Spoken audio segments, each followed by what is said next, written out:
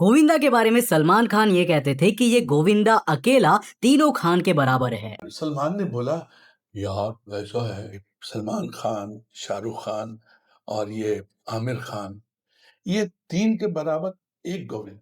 जिसने 1980s में इल्जाम, मरते दम तक, खुद गर्ज, दरिया दिल, हम और 1990s में राजा बाबू, कूली नंबर 1, साजन चले ससुराल और बड़े मियाँ छोटे मियाँ जैसी सुपर हिट मूवीज में काम किया है। वो गोविंदा जिसको 90s में डांस और कॉमेडी में कोई भी टक्कर नहीं दे सकता था। वो गोविंदा जो साल में 3-4 हिट मूवीज दिया करते थे और सभी प्रोड्यूसर्स जिनको अपनी मूवी में साइन करवाना चाहते थे। वो गोविंदा जिसके पास 21 के एज में 75 फिल्म्स हुआ करती थी।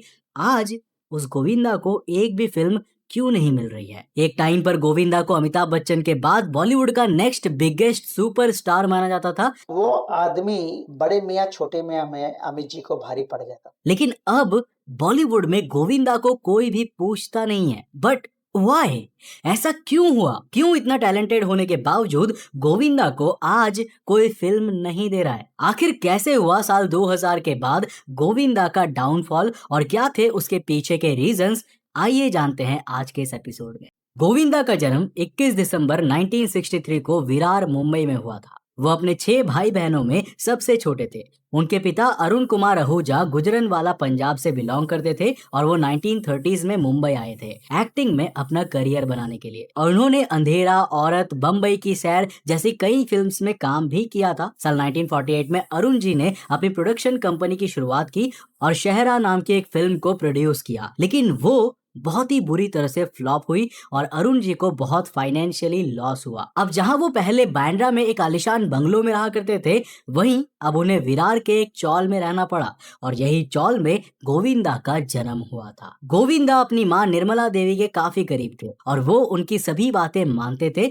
उनकी माँ भी एक एक्ट्रेस और सिंगर हुआ करती थी। मेरी मम्मी भी पहले फिल्म में थी, डैडी भी फिल्म में, दोनों एक्टर एक्ट्रेसेस थे। अच्छा। 40s के। और माँ और पिता दोनों के एक्टिंग में होने की वजह से गोविंदा भी शुरू से ही एक नेचुरल एक्टर थे और शुरू से ही उनको ऐसा माहौल मिला था जिसने उनकी एक्टिंग स्किल्स को और बेहतर बना दिया था। वर्तक कॉलेज वसाई से गोविंदा ने कॉमर्स में ग्रेजुएशन किया था। शुरुआत में गोविंदा एक्टिंग में करियर नहीं बनाना चाहते थे क्योंकि उनकी फैमिली की फाइनेंशियल कंडीशन उस टाइम अच्छी नहीं थी, इसलिए वो जल्दी कोई नौकरी करना चाहते थे ताकि फैमिली को सपोर्ट कर सके। उन्होंने ताज होटल में एक स्टूवर्ड की नौकरी के लिए भी अप्लाई किया था, लेकिन खराब इंग्लिश की वजह से उनका सिलेक्शन नहीं हुआ। आप ताज में भी गए?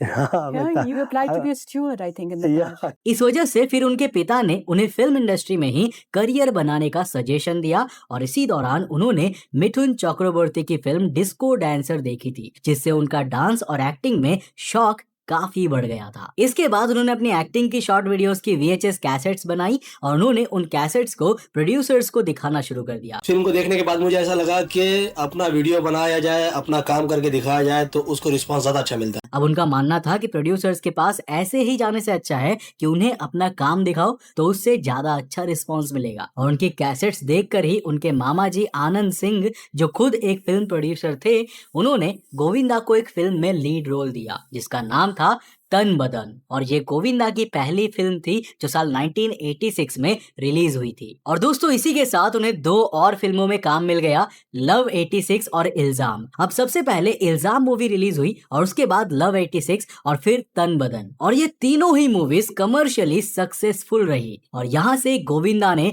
बॉलीवुड में अपनी प्रेजेंस बना ली। अब वो विरार के चौल से फिर अपने बंगलों में सेटल हो गए और इसके बाद गोविंदा को फिल्में मिलना शुरू हो गया था। साल 1987 में उनकी फिल्म खुदगर्ज रिलीज हुई, 1988 में दरिया दिल और घर घर की कहानी रिलीज हुई और 1988 में आई फिल्म हत्या, जो 1988 की टॉप ग्रॉसिंग फिल्म्स में से एक थी। इसी तरह गोविंदा हिट पर हिट मूवीज करते गए और उनकी पॉपुलैरिटी बढ़ने लगी। साल 1988 में उनकी 10 और 1989 में उनकी 14 मूवीज रिलीज हुई थी। हालांकि अभी उनका सुपरस्टार बनना बाकी था। साल 1989 में ही गोविंदा की मुलाकात डेविड धवन से हुई थी और गोविंदा ने उनके साथ ताकतवर नाम की एक फिल्म करी। और दोस्तों इसके बाद उनका और डेविड धवन का ये कोलैबोरेशन बहुत ही लंबा चला। उन्होंने साथ में मिलकर 17 मूवीज करी है और आज भी गोविंदा डेविड धवन को बहुत ज्यादा मानते हैं। हालांकि बीच में दोनों के बीच एक कंट्रोवर्सी हो गई थी, जिसकी वजह से गोविंदा ने डेविड धवन से बात करना बंद कर दिया था। उसके बारे में मैं आपको वीडियो में आगे बताऊंगा। फिलहाल हम स्टोरी में वापस आते हैं। तो साल 1989 में उन्होंने डेविड धवन के साथ काम किया था और सबसे ज्यादा कॉमेडी फिल्म्स भी गोविंदा ने डेविड धवन के साथ ही की थी। अब गोविंदा ने जब शुरू किया था तो वो ड्रामाज और एक्शन मूवीज किया करते थे, लेकिन वो ड्रामा और एक्शन मूवीज से कॉमेडी में कैसे आए, इसके पीछे एक स्टोरी है। देखो, जब गोविंदा इज्जतदार मूवी की शूटिंग कर रहे थे ना, तो उनके साथ दिलीप कुमार जी भी थे। गोविंदा उस टाइम काफी मेंटल स्ट्रेस में थे और वो अच्छे से अपने टेक नहीं दे पा रहे थे। तो दिलीप कुमार जी ने उन्हें सजेस्ट किया था कि तुम काम को बहुत सीरियस ले रहे हो, इसीलिए ये मेलोड्रामेटिक फिल्म्स करना छोड़ दो और कॉमेडी फिल्म्स करना शुरू करो। दिलीप कुमार ने ही गोविंदा को 75 में 25 फिल्म्स छोड़ने का भी सजेशन दिया था, ताकि उनका वर्कलोड कम हो सके, और गोविंदा ने उनकी दोनों एडवाइसेस को माना था। तो दिलीप कुमार जी के कहने पर गोविंदा ने कॉमेडी जॉनरा में अपनी एंट्री की और वो उनके फिल्म करियर का बेस्ट डिसीजन था, क्योंकि आज गोविंदा को अपनी कॉमेडी के लिए ही तो जाना जाता है। Raja Babu, coolie number 1, hero number 1, दीवाना मस्ताना, दूल्हे राजा, जोड़ी नंबर 1 जैसी सक्सेसफुल कॉमेडी फिल्म्स करने के बाद गोविंदा एक सुपरस्टार बन चुके थे। और इस टाइम उनकी पॉपुलैरिटी इतनी ज्यादा थी ना कि वो अकेले ही बॉलीवुड के 3 खान्स को टक्कर दे रहे थे। और इस टाइम पर गोविंदा ने सोचा नहीं था कि आने वाले समय में उनके जैसा स्टार को काम मिलना भी मुश्किल हो जाएगा। अब देखो, जैसे ही दुनिया ने 21वीं सेंचुरी में एंटर किया, फिल्मी दुनिया में कुछ चेंजेस आने लगे। ऑडियंस का टेस्ट चेंज हो रहा था और अब ऐसी टिपिकल कॉमेडी फिल्म्स लोगों को पसंद नहीं आ रही थी, बल्कि जिन मूवीज में कई सारे कैरेक्टर्स थे वो कॉमेडी फिल्म्स अच्छी चल रही थी, लाइक हेरा फेरी, हंगामा, गोलमाल एक्सेट्रा। हेरा फेरी मूवी तो सबने देखी है और सबको पता है कि वो मूवी में परेश रावल, सुनील शेट्टी और अक्षय कुमार तीनों का इंपॉर्टेंट रोल था, और वो तीनों कैरेक्टर के कॉम्बिनेशन की वजह से ही वो मूवी चली थी। और बाकी गोलमाल, खट्टा मीठा जैसे मूवीज भी अपने कैरेक्टर रोल्स की वजह से ही हिट रही थी। देखो, कोई भी कॉमेडी फिल्म ना उस जॉनरा में एक सोलो हीरो की वजह से नहीं चल पाई थी, जैसे कि 90s के समय हुआ करता था। बट गोविंदा इसके बावजूद उस टाइम पर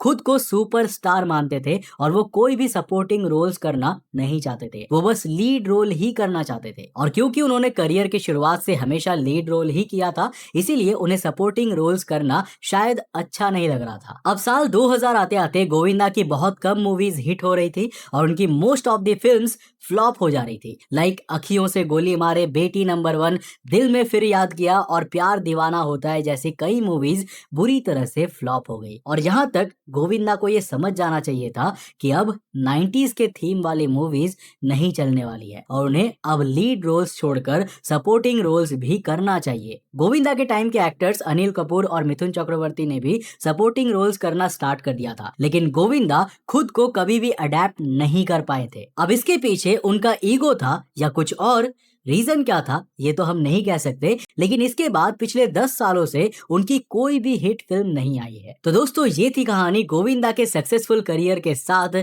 उनके डाउनफॉल की। वैसे आपको क्या लगता है कि इसके साथ साथ और क्या रीजंस रहे होंगे गोविंदा के लिए जो उन्हें ऐसी नाकामी झेलनी पड़ी? वैसे मैं यहाँ पर किसी को डिफेम नहीं करना चाहता, बल्कि मैं खुद भी गोविंदा का एक बहुत बड़ा फैन हूँ और जो भी मूवीज मेरे चाइल्डहुड के दौरान रिलीज हुए थे ना, मैंने उनको बहुत ज्यादा एंजॉय किया था। लेकिन दोस्तों, याद रखिएगा कि वक्त के साथ आपको हमेशा चेंज होना ही पड़ता है, क्योंकि तभी आप आगे बढ़ पाओगे। वैसे अगर वीडियो पसंद आया और कुछ नया सीखने को मिला तो इस वीडियो को लाइक कर देना और अपने दोस्तों के साथ जरूर शेयर करना। अगर आप नए चैनल पे तो चैनल को सब्सक्राइब करने के साथ साथ नोटिफिकेशन बेल को ऑन कर देना। और अगर आप